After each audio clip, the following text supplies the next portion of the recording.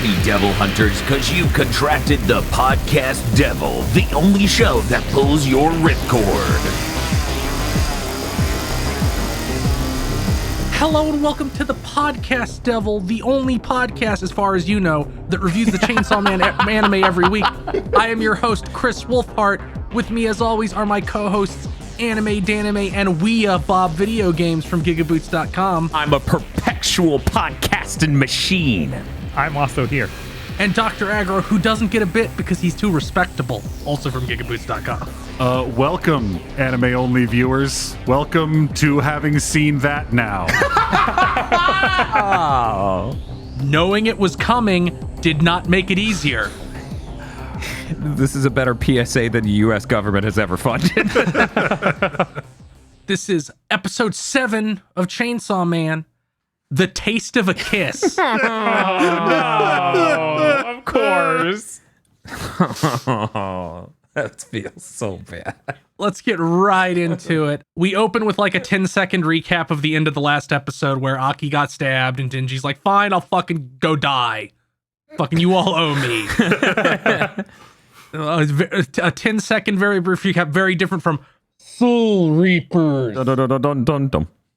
So Denji leaps into the Eternity Devil's mouth. He chainsaws out and starts going $10 mode. The Eternity Devil's like, this is pointless. You can't actually kill me. My core isn't here. You're owned. It doesn't matter.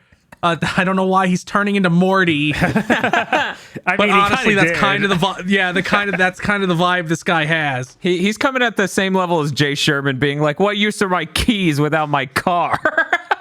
All the normals are kind of aghast. They're shitting their pants up there. Like, in my head, I heard it was at that moment that he realized he fucked up. The Eternity Devil's like, fuck you, Chainsaw. You're a lot weaker than you are before. You can't do shit, blah, blah, blah. Opening. Denji's getting gnawed on, and he loses enough blood for his arm chainsaws to retract. And then he's just like, I'll just bite a hunk off this flesh mass and regenerate all my health. That's how we work. Then he says, the Eternity Devil tastes like shit, but hearing him scream and cry makes it taste like strawberry jam. The delivery on that line is so good. He's just going crazy. For like 5 minutes during Wrath of the Lich King, this is what Death Knights were like. You just couldn't kill them. Death Knights in like the first half of Wrath were maybe the funniest it's ever been. Like, no, you can just beat 3 people in PvP by yourself. Lord. And Hard Blizzard's, strike, sorry guys. Blizzard's really good at that. They're so good at Nowadays, it. we call that Moira. Hey, which Death Knight spec is the tank spec? Do you know? No. Neither did anybody else for months. Yeah. In Wrath, all 3 specs were you're a tank and you do more damage than a damage class. They're so good at this. Himino recollects an old man we've not met yet, reiterating, all the best devil hunters are fucking crazy. That's why all your partners died, Himino. All of them were sane. Fearing the devils makes them stronger, so you have to be crazy enough to not care. I really like the line specifically where he's like, because even devils are afraid of what they don't understand. Yeah, it says normal upright people are bad for this job because devils can predict them. Even devils are scared of someone who just fucking acts crazy. And then she says, you need to stop day drinking. And then he says, that's sane person logic. Stop it. It's a good argument, honestly. If I stop drinking, the devils will get me. Oh my God, he must be right. I will let him continue to drink. And he's like, and stop visiting your partner's graves. That's also sane person logic. You have to be a real asshole. That's a crucial part of being crazy. Stop being such a normie who visits graves. And then he's like, you got to train Aki really well because he seems for real intent on finding the gun devil. And Himino starts to have a minor breakdown.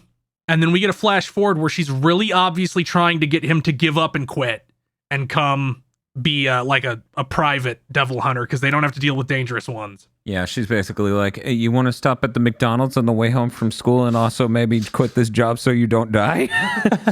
He's like, McDonald's sounds good. Aki is real devoted to this idea, so it doesn't work. Also, he's already smoking at this point. He's like, I'm going to eat your almond tofu, which isn't tofu at all for the record. Oh, really? Yeah, it's like just a weird paste with like gelatin or something in it. Huh. And she's like, so in exchange, give me a cigarette. Himino has an internal monologue about hunting the gun devil is psychotic. It's a living natural disaster. Like, it's crazy to even think about actually successfully killing that thing. Also, she's really obviously down bad for Aki. Like, bad. Bob, I'm going to kill the hurricane devil. You I'm got just this, going to Dan. run Wait. out at the ocean. Just like those viral videos every time a hurricane hits Florida. Yeah, you just do your Naruto run at it. It's gonna die. Good, that's what he was thinking. Luckily, he didn't figure out that the surprise twist is that the gun devil is actually Vash the Stampede. Oh, no! Back in the present, Dingy gets knocked out. Like, all Dingy's stagger points are emptied and he gets stunned.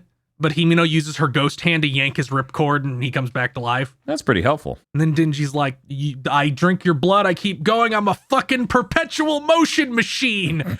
That Nobel Prize is mine. God, they're the exact same kind of stupid. Oh no. It's really good. Denji has a real, I have had too many energy drinks and I'm 7 hours into a LAN party of Halo 2 energy. That's the level he's coming in on mentally. Yes. Like I said last week, Dingy's secret is that he has the ballsy, ruthless nature of an 8th grader. Which, may be a little misfitting for a 16-year-old, but, Himino says she's never seen anybody crazier than Denji. Then we skip forward. Everybody's fucking strung out and exhausted because it's been 3 days since Dingy leapt in. Not since they got stuck in here, since he went in. 3 days of nothing but screaming and chainsaw noises. Yeah, just the second it happened, I'm like, how did they think this would have gone? This is exactly what I expected the next phase was. Just days of just letting the psychopaths go at it. Himino gets into bed with Aki and after confirming that he's still alive and starts snuggling the dude with a fucking stab wound. The Eternity Devil has just fucking given up and literally gives Dingy its heart like, here, kill me. I'm fucking tired of this. This fucking hurts. I'm sorry. I'm sorry. Just lying. See, I interpreted it as he pulled it out of wherever it was to give it up. He's like, no, please, this has to stop. I think he was banking on nobody chainsawing their way through his mask for 3 days. He's like, that seems impractical. And Dingy basically is like, what? Don't give up, cock. Come on, let's keep going. I'm having fun. It's like playing in a pool, and then kills him. And they leave. Dingy's like, that's great. We got the piece of the gun devil, and I feel refreshed like I took a huge shit. And then he faints, and Himino catches him. And they're like, okay, we got to take Dingy and Aki to the hospital. Kobeni and Arai go do paperwork. Just to be clear, listener, if you faint after taking a large shit regularly, see a doctor. Yeah, maybe add some fiber. Like, cereal's a really easy way to get that. Like any fiber, because clearly you're getting none. Maybe less fiber, honestly. Get some protein in there. I'm mostly at corn husks. God. We immediately leap forward. Yeah, it's a good leap here. Because Chainsaw Man pacing. Yeah, I honestly was like, is this another flashback or is this a leap forward? I'm not sure. It took a little while. Himino and Aki are over some new kill. It also had a teeny tiny little piece of the gun devil in it. Himino wants to have an icebreaker party for their squad and to keep Kobeni and Arai from quitting and go doing a job that doesn't have like a 70% mortality rate. They're both like, man, they're really sensitive because almost dying and trying to kill Dingy for their own personal gain like bothered them. We really gotta get that out of them. And then Aki turns on the simp brain and is like, it has to be this week so Makima can come because she's going on a business trip. So it has to be this week. It has to be this week right now. And Himina's like, Aki, what is Dingy? Because the Eternity Devil seemed to know, and Makima seems really fucking invested in him, and he doesn't answer, and they flash forward to this party. Yeah, I'm glad that the show actually acknowledges that. That feels like one of those things other shows would just be like, we'll leave that as a hint, and no characters will notice it until it's important. You, viewer, are the only one with a functioning brain. Probably. They're all drinking and eating at a izakaya, I think is how you say it. And Power is immediately hoarding the sashimi. And Dingy is like, holy shit, food exists other than toast and what my parents parentheses Aki feeds me over some gyoza. Yeah, I think at one point Power and Denji both scream for the fried chicken and the karaage, and I'm like, what is this, abroad in Japan? Yeah, later on, Power also tries to claim the fried chicken. Which, as someone who's starving watching this, I'm like, oh god, karaage. Kobeni shows up late and dressed like the fucking Swiss Miss. She has like the little beret and like the nice dress. There are 4 unnamed people without distinct designs at this party, and I'm like, oh, you guys are, you might as well be wearing red shirts, guys. Yeah, one of them looked a lot like an Attack on Titan character. That bothered me. Yeah, that face shape. I gotcha. Denji cannot read. He didn't go to school. He reads it like a first grade level, this poor boy. But seeing Kisu Tempura on the menu reminded him that he's supposed to get a kiss. So he's like, hey, Himino, I think it's time for the kiss. She's like, well, I'll give you a real juicy one, but you have to let me drink more first. That line, innocuous upon first hearing. Yes, let's not talk about that as much as possible until we have to. One of the NPCs tells Denji he needs to stand up and introduce himself. This is a welcoming party for rookies. He went, hey. This is Sonic 06 guy. Denji is 16. His hobbies are eating and sleeping. Everybody's stunned she's young. Himino is really obvious, like, oh fuck, I got a tongue of high schooler. Fuck. I'm only into guys who are mentally teenagers like Aki. Come on. Arai is 22 and he has a contract with the Fox Devil. His hobby is haiku. Denji's like, that's the same devil as Aki. Then Aki explains that the Fox Devil is actually friendly to humans and has contracts with lots of devil hunters. And then Himino adds, only hot guys can summon her head though, so she must also be into Aki. Kobeni is 20 and she has a contract with a secret devil. Her hobby is eating tasty things.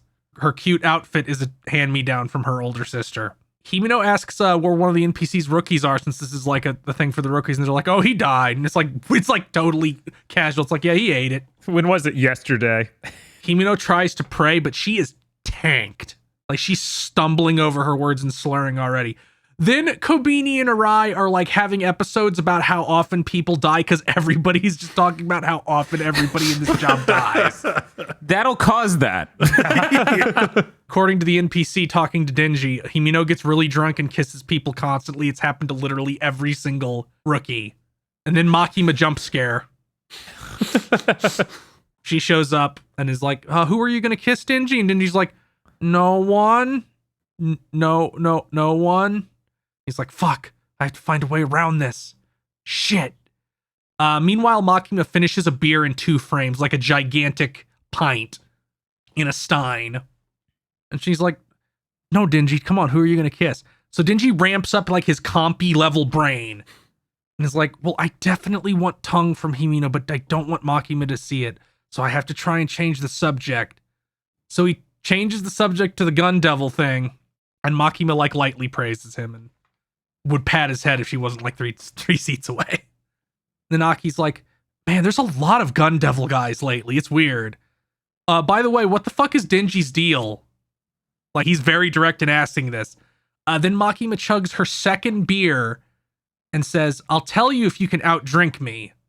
And Himino also says she'll play. Makima annihilates them. It's not even close. They're face down on this table and she has like 18 beers in front of her and is still going. Everybody is continuing to have fun. They're demanding more food. Power gets praised for not murdering people, which she attributes to her high IQ. She gets asked how high it is, and then she says it's 100. Then she gets told that's not that high and renegotiates it higher up to 120. Then somebody else is like, mine is 134. So it ends with her saying it's either 500 or 1,000. She forgets with. Himino then just is drunk enough to just shove her tongue into Denji's mouth right there in front of Makima. Then she pukes in his mouth. Now, I'd like to be very clear about my experience at this moment because it was magical. As soon as that kiss started, I thought to myself, I remember this scene. No. I don't remember why. How does this end? Does Makima say something? I feel like there's a big important. I've got like half a piece of spam musubi in my mouth going, how does this scene and then it happens. And let me tell you guys, you know, in the anime, it's all blurred out and shit because you can't show that on TV. It is not blurred in the manga. Full page. Oh no. It's brutal. Nice. Is that actually a thing that they can't show that in anime? Because I always thought it was just a gag that they blurted out. No, they probably can't show it. There's a lot of weird like TV rules for that kind of thing. I guess that makes sense. There are enough of them doing it where if it wasn't a rule, I don't think they would have all done it. Right. Like, obviously the JoJo DVDs don't have this, but it's like the TV broadcast versions of Stardust Crusaders, where Jotaro would light a cigarette and his whole face would be in shadow because they can't show a minor smoking because he's technically only 17. Yes. And then it gets worse. Yeah, I can't believe it. Everybody starts laughing except Makima, who's like, oh my, can we get something to wipe that up? Power is loving it, and then Denji swallows. Sense memory, go away. They're like, what's the deal, Power? She's like, no. Denji will swallow anything even mildly nutritious. Denji faints and flashes back to eating out of the garbage, and then he remembers rats eating puke and says that's way above him. Or way beneath him. He's like, what kind of mammals are you eating puke? Haha. And then we cut to him puking in the bathroom with Arai rubbing his back. He's genuinely traumatized, as you would be. See, this is something I was introduced to conceptually in high school. So that is the thing I've just always been aware of look out, my man.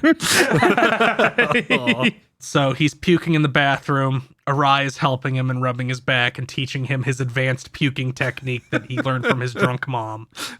Arai's out here like, these are the memories of youth. This is my first kiss, bro. Go fuck yourself. Right? Yeah, not only that, Arai's like, I'm jealous that you're such a good devil hunter. And Denji's like, dude, I just swallowed puke. Not the fucking time at all. My first case tasted like puke.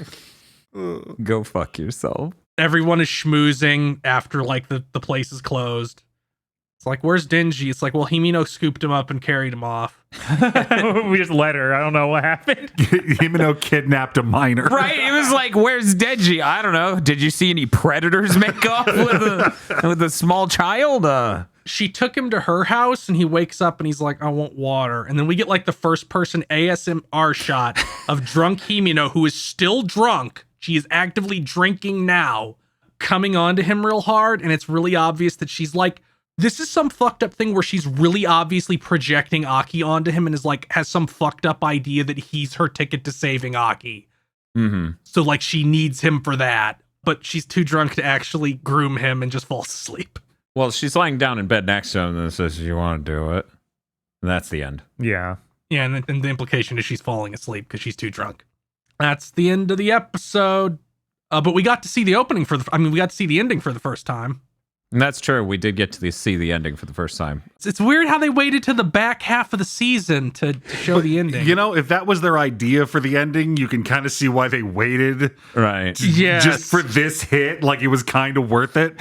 Yeah, I don't know about making it the visual centerpiece of an entire ending, though. It was one of the most beautiful juxtapositions of tone and imagery. I like that we went straight from that to showing what this would look like if it were made in the aughts. Like it's a very aughts anime look, which is it's vomit. So right, yeah, no, it has a very like here's this JRPG and then here's some dating sim look for your VHS tape, your softcore porn sort of look. I was delighted by that. I'm like, the only problem with this ending is the audio is too crisp. They should have filtered it like it was mall soft. Jesus.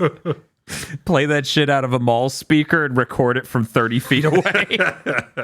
But we have some segments, but first, you enjoy this show and want other content like it. I do. You can go to our Patreon at patreon.com/GBpodcasts. For as little as $5 a month, you get many benefits such as early access to Chugging Bleach and Pokemon Go to the Movies, are 2 monthly shows where we review all of Bleach and the Pokemon movies in a manner much like the format of this show, with a few additional, bells and whistles. Mm-hmm. If you're at least a $5 patron, you get each of those a month early. You also get extended content from other shows we do when we can't fit that content into the show. And you get a patron exclusive show 1 a month where you get to vote on what good or bad thing we have to watch and then talk about. That's patreon.com/GB podcast. And if you don't have any money, it always helps immensely to spread the word and like this video right now. Please. Come on, do it. The algorithm will punish us. Do it. It has my wife and kids. Please like the video. We'll talk about the puke some more if you don't. I could even tell a story or two. And also, make sure to review us on your podcast app of choice if that's how you get the show. That's patreon.com/GB podcast. And it's time for the dingy moment of the week. Aggro can start this week. There is a moment that I believe encapsulates Denji on a system level in this episode where Makima comes in and she's like, "Who are you gonna kiss?" "Nobody." And Himino says, "But are we gonna kiss?" "Yes." Because he is literally not able to hold two thoughts in his head at the same time. Not even close. He has one track and he's got to switch between them. Hard manual switch. Mom said it was my turn to use the brain cell.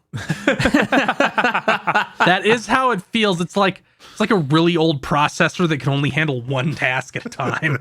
Bob. I'm going to give it to that part where he wants the Nobel Prize for being a perpetual motion machine. Mm-hmm. It really displayed his level of intelligence, where it's like, Power just said this.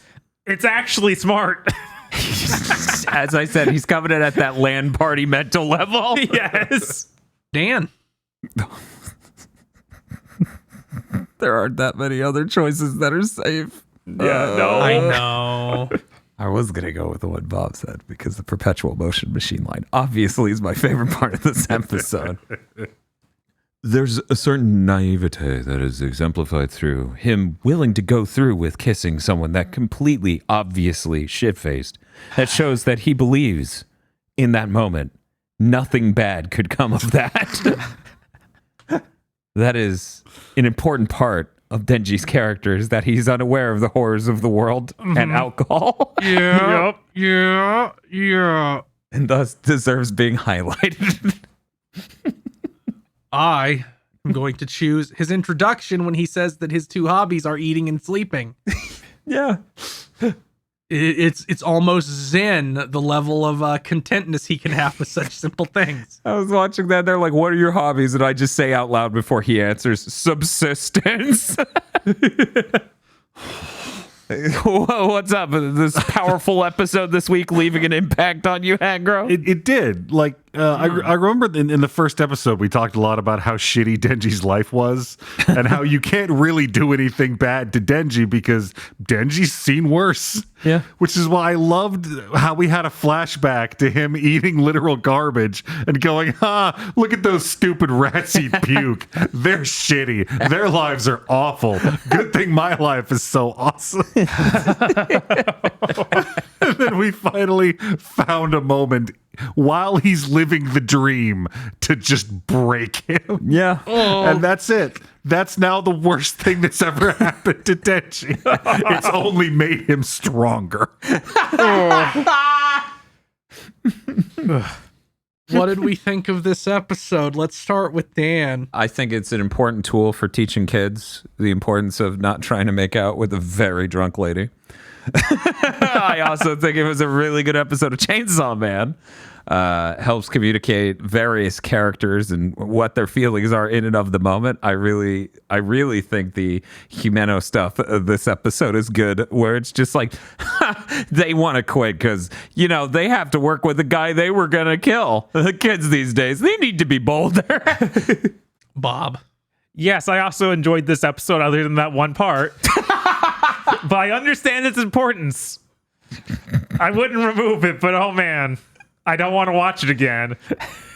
I like that Arai and Kobeni made it through that first devil encounter, so now we get to go forward and see more with them.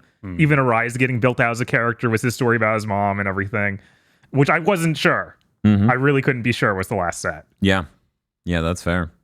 Aggro. Yeah, Bob was right about a lot of the great points of this episode. This is Chainsaw Man doing what Chainsaw Man do. It is going to continue to unfold and give you more characters and become more complex and pick up the pace. And fuck this, the thing that happened. It's a lot like some of the great and important works of art in our culture. Not all of them are pleasant. Mm-hmm.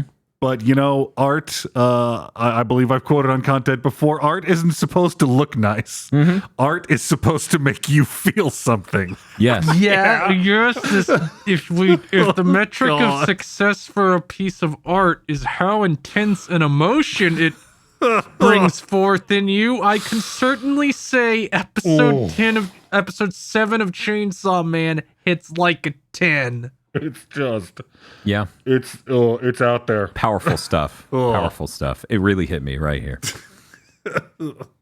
I'm glad that a lot more people have now been flashbanged. That's it. Go home. Oh, but what if they're already home? You know what? We should do a weekly assignment. Hey, here's the assignment for this week. If somebody says Chainsaw Man's overrated, just post the Pop Team Epic "You're a Hater" gif at them. There you go. That's the assignment for the week. See you next week. This month's GigaBoots videos were brought to you by the continued support of our executive producers, such as Esme, E. Lee Broyles, Star Falcon, Spaceman Spiff, Red Blaze 27, Brendan O'Sullivan, Burning Pepsi Man, Adam Admar, Cooper Tank, and Virmvarm. Thank you very much to our executive producers, and also these gamers. If you want to support GigaBoots so we can continue the content crunch, then head on over to patreon.com/GigaBoots today.